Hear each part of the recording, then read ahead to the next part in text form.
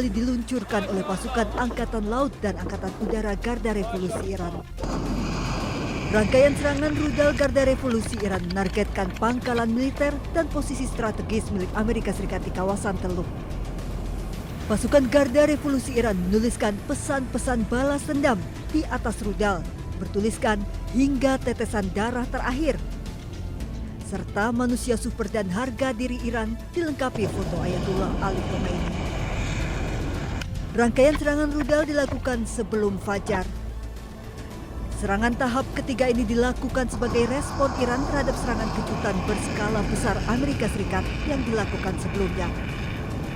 Serangan Garda Revolusi Iran menghantam pusat dukungan logistik dan anjungan pengisian bahan bakar untuk kapal induk Amerika Serikat di Pelabuhan Duqm, Oman.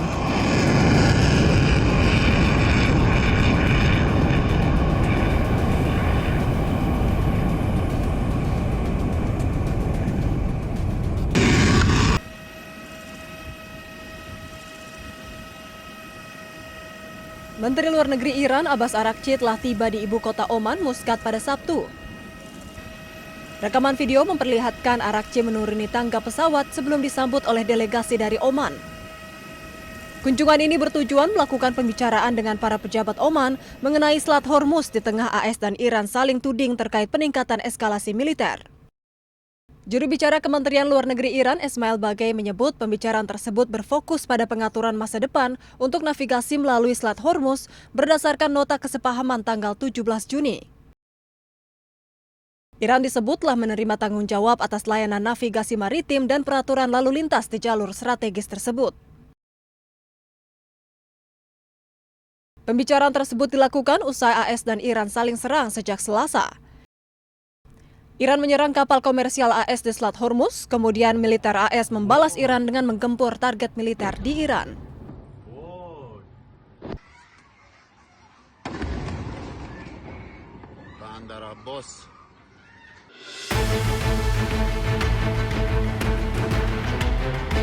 Setelah ditetapkan sebagai tersangka kasus 3 mega korupsi, ex-Jampitsus Febri Adriansah layak dijatuhi hukuman mati.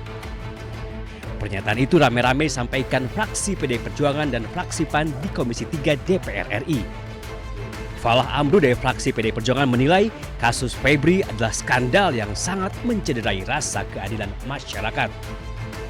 Tentunya skandal dalam proses yang terjadi dan sudah ditetapkan tersangka ini adalah sesuatu yang sungguh sangat memalukan dan sungguh sangat mengecewakan hati nurani rakyat seluruh Indonesia.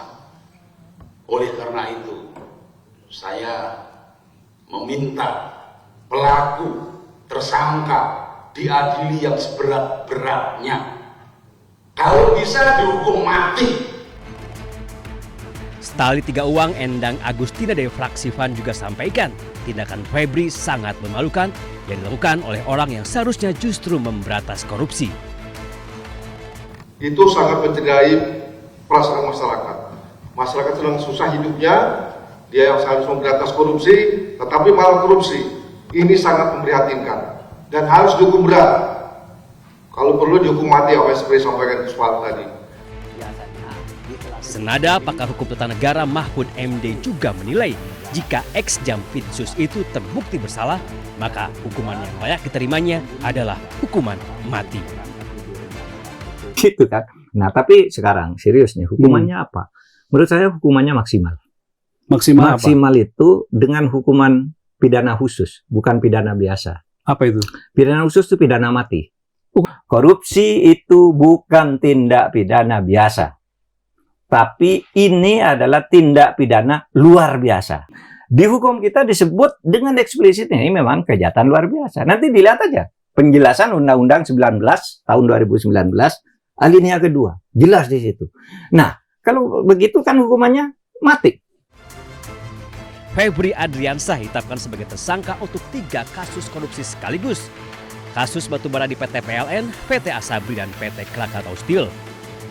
Kasus yang telah diselidiki sejak tahun 2018 itu berujung pada penetapan sang Jampitsus sebagai tersangka. Kita lihat saja seperti apa nasib Febri Adriansah selanjutnya.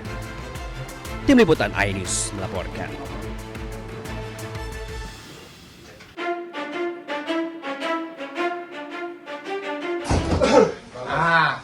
Kami yakin dapat dipertanggungjawabkan.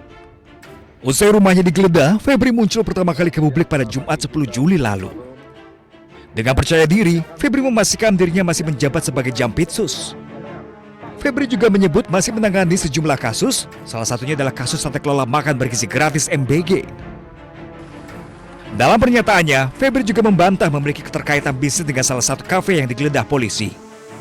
Febri pun membantah uang yang berada di rumahnya di Sentul adalah miliknya.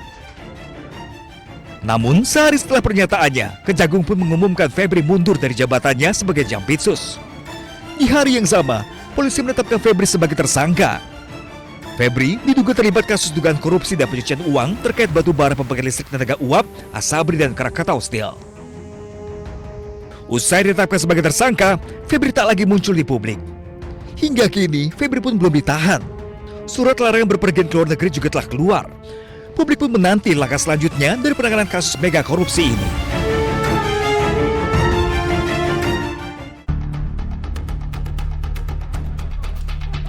Dua 12 hari menghilang, dua remaja Arifin Nur Rohmat usia 18 tahun dan temannya yang berusia 15 tahun, warga desa Krinjing, Watu Malang, Wonosobo, ditemukan dalam kondisi tewas di dasar jurang Gunung Bismo Minggu sore.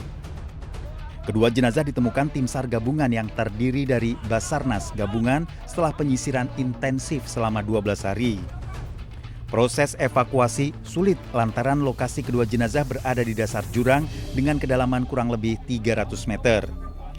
Tim Basarnas harus menggunakan peralatan khusus untuk sampai ke lokasi jurang. Medan yang ekstrim membuat proses evakuasi memakan waktu hingga 8 jam. Kedua jenazah dibawa ke RSUD Seconogoro Wonosobo untuk dilakukan pemeriksaan dan otopsi guna mengetahui penyebab pasti kematiannya. Angkatan jenazah bahwa si anak ini ditemukan di dasar jurang yang kedalamannya lebih dari 284 meter, sehingga memerlukan ekstra kerja keras untuk bisa menaikkan anak ini sampai di lokasi atas.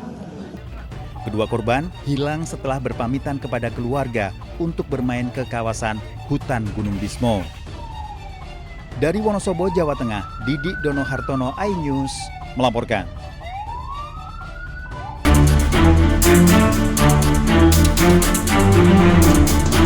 Jagat maya digemparkan video kilatan cahaya yang diduga merupakan meteor. Kilatan cahaya ini terekam kamera warga Jakarta Timur, Bekasi, Cirebon, Tasikmalaya, hingga Yogyakarta pada 11 Juli lalu. Di Cirebon dan Kuningan, warga melaporkan mendengar suara dentuman beberapa kali sesaat setelah meteor melintas.